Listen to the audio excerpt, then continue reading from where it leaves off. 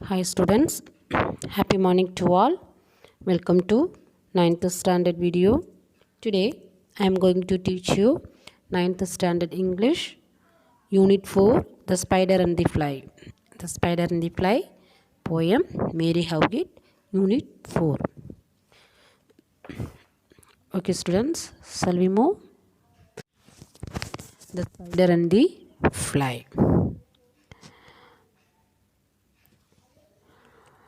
Will you walk into my parlor?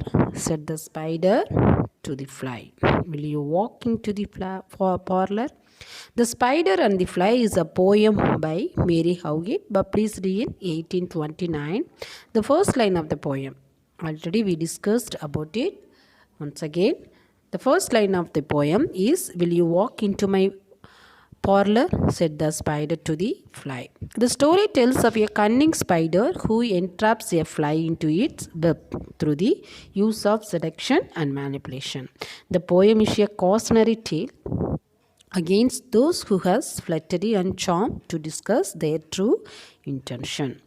Okay, so the poem features a spider who attempts to trap a fly through flattery and deception. Okay, after exhausting various devices to cause the fly into entering his web, the spider lavishes flattery upon the fly, who ends up getting trapped in the spider's web.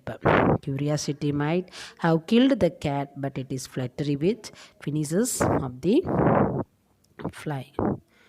Okay students. Now then he come out to his door again and merely did sing, come hither, hither, pretty fly, with the pearl and silver wing. Your robes are green and purple, there's a crust upon your head. Your eyes are like the diamond bright, but mine are dull as slate. Alas, alas, how very soon this silly little fly, hearing his willy flattering words, came slowly flitting by.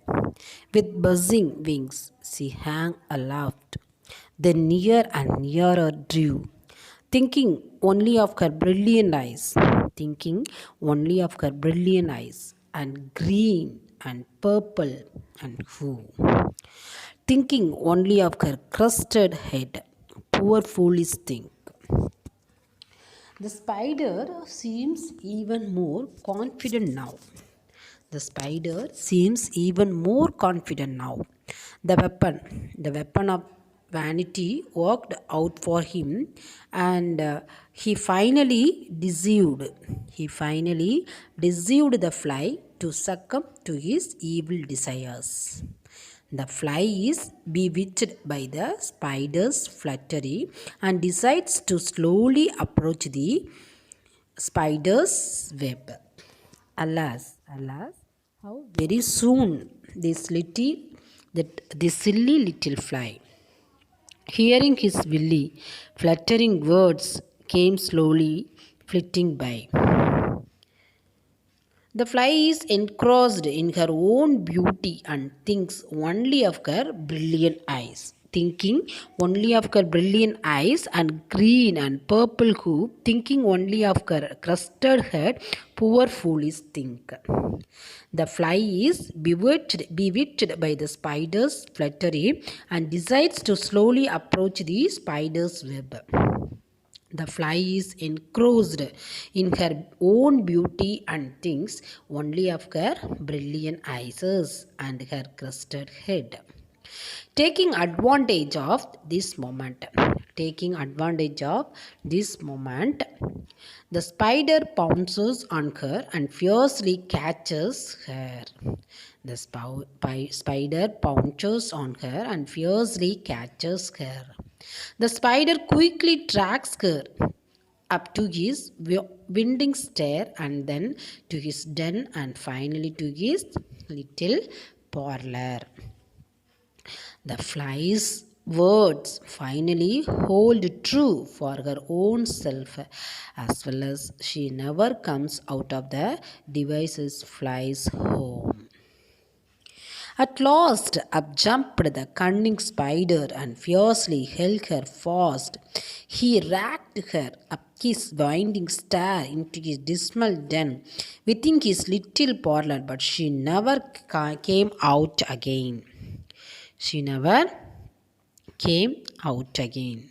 Taking advantages of this moment,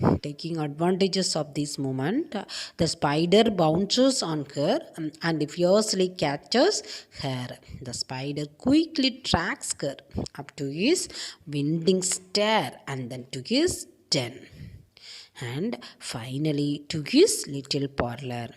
The fly's words finally hold true for her own self, as well as she never comes out of the device flies home.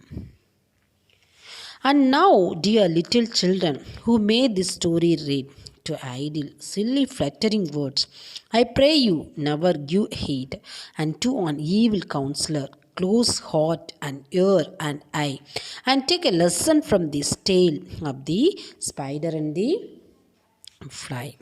Of the spider and the fly. So, what is the meaning of this last stanza?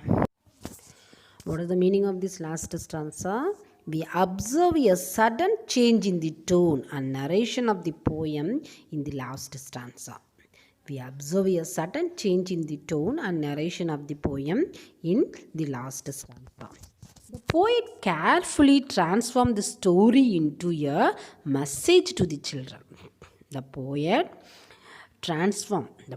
carefully transformed the story into a message to the children reading the poem. The poet advises and warns the children not to pay attention to idle, silly, and flattering words. Okay, the poet advises and warns the children not to pay attention to idle, silly, and flattering words. She asks everyone to take the lesson from the story of the spider and the fly. She asked everyone to take a lesson from the story of the spider and the fly, and ask them not to commit the same mistake that the fly committed. And ask them not to commit the same mistake that the fly committed. Okay. And now, dear little children who made this story read, to idle, silly, flattering words, I pray you never give heed.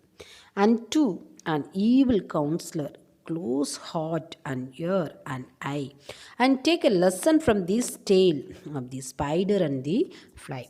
We observe a sudden change in the tone and narration of the poem in the last stanza. The poet carefully transformed the story into a message to the children reading the poem.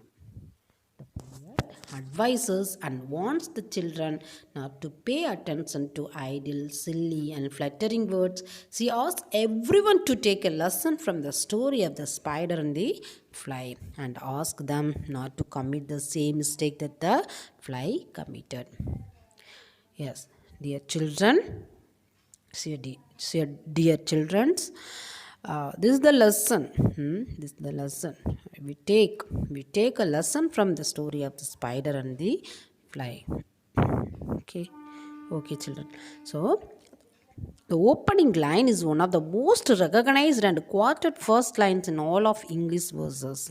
Often misquoted as step into my parlor or come into my parlor. It has become an aphorism often used to indicate a false offer of help or friendship that is in fact a trap. The line has been used and parodied numerous times in various works of fiction. When Lewis Carroll was reading Alice's Adventures Underground for publication as Alice's Adventures in Wonderland, he replaced a Negro minstrel song with the Mock Turtle's song, a parody of Ovid's poem that mimics the meter and rhyme scheme and the parodies the first line but not the subject matter of the original. Okay, children. I hope you enjoyed and learned about the spider and the fly. Thank you, children. Thank you. Thank you for watching my video. Have a nice day. Thank you.